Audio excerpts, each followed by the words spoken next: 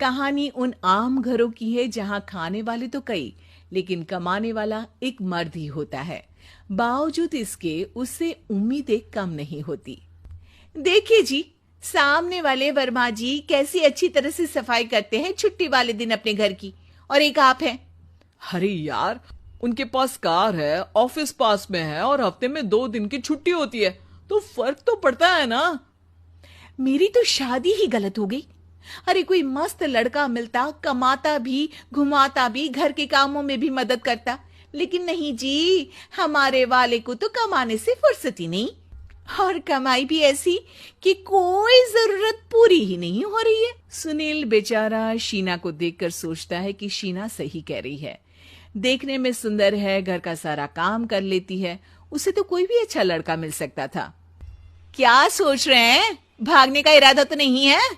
अरे नहीं मेरी प्यारी बीबी, मैं तो नहीं, पर डर है कि तुम नहीं कहीं भाग जाओ मुझे छोड़कर। शीला सुनील के मुंह से प्यार भरी बात सुनकर मुस्कुराती है। आप भी ना। सुनील एक दिन ऑफिस से घर आता है कि तभी शीना कहती है, सुनिए जी, वो मेरी सहेली आई थी, सारा दिन वो लोग यहीं थे, अब जा रही थी तो मैंने कहा नहीं नहीं, मेरे पति छोड़ आएंगे ना तुम्हें, तो रोक लिया मैंने। सुनील थोड़ी देर कुछ सोचता है, फिर कहता है, ठीक है, मैं कपड़े चेंज करके आता हूँ। अरे तेरे पति को तो लग रहा है कि अच्छा नहीं लगा। अरे नहीं नहीं, ऐसी कोई बात नहीं है, रुको मैं अभी उन्हें घर के कपड़े देकर आती हूँ। शीना अंदर जाती है जहां सुनील पलंग पर लेटा होता है। अरे क्या मजाक है, वो कह रही है कि आपने मुंह बना लिया। सही तो कह रही है, सुबह से अब ऑफिस से लौटा हूँ, एक कप चाय का तो पूछा नहीं। 20 किलोमीटर जाओ और आओ, और फिर कल उसी टाइम पर ऑफिस। अरे यार, मुझे गाड़ी चलानी आती ना तो बोलती भी नहीं आपको, और कौन सा रिक्शा खींच कर जाना है आपको। सुनील अब क्या बोलता। रात देर से आता है और सो जाता है। अगले दिन शरीर दर्द हो रहा है। अरे तो मत जाओ ना ऑफिस, चलते हैं ना मार्केट घूमने, फिर पिक्चर देखेंगे और रात में खाना खाकर घर वापस। सुनील जब सारे दिन की थकान वाला शेड्यूल सुनता है तो वो सीधे सीधे ऑफिस के लिए तैयार हो जाता है। अब आए दिन शीना की डिमांड बढ़ती ही चली जाती है और सुनील उसको पूरा भी करता। लेकिन एक दिन, ए जी मेरा भाई आ रहा है, उसे 2 लाख रुपए की जरूरत है। हाँ तो मैं क्या करूं शीना, मेरे पास इतने रुपए नहीं है। हाँ हाँ पता है नहीं है, लेकिन किसी से लेकर तो दे सकते हो ना। अरे मैं किससे मांगू, मेरे तो जानने में भी कोई नहीं है जिसके पास इतनी बड़ी रकम हो। तभी वहां शीना का भाई शीनू आ जाता है। जीजा जी कैसे हैं आप? अब मैं ठीक हूँ शीनू, अचानक इतनी बड़ी रकम की जरूरत कैसे पड़ गई? अरे जीजा जी, वो बिजनेस शुरू किया ना, तो उसके लिए पैसे की जरूरत है। काफी हो चुका है, थोड़ा पैसा बचता है तो मैंने सोचा आपसे ले लूं। अब देखो, मेरे ऑफिस में कुछ लोग हैं जिनकी सेविंग अच्छी है, मैं उन लोगों से बात करके देखता हूँ।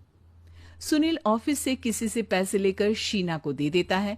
शीना वो पैसा भाई को दे देती है। 2 महीने बाद, अरे यार शीना, वो ऑफिस वाला आदमी अपने पैसे मांग रहा है, कैसे दूं? अपने भाई से बोलो ना पैसे दे दे।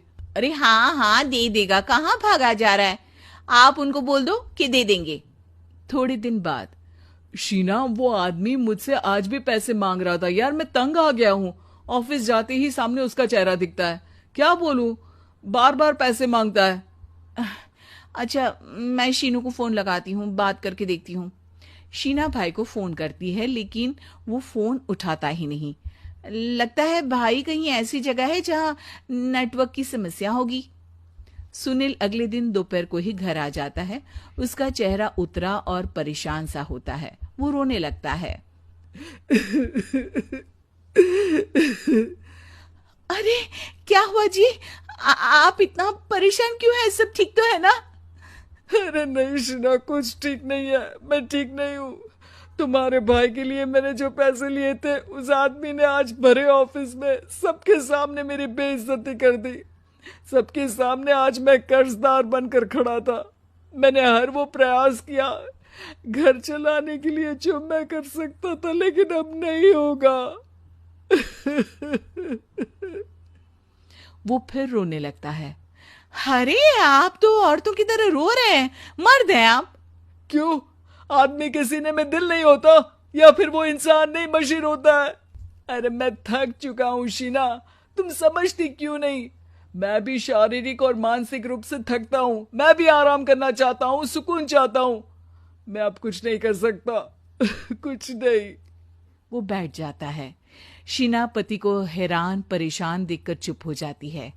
अगले दिन, सुनिए, ये लीजिए 2 लाख रुपए, उस आदमी को दे दीजिए और बोल दीजिए कि आज के बाद किसी को पैसे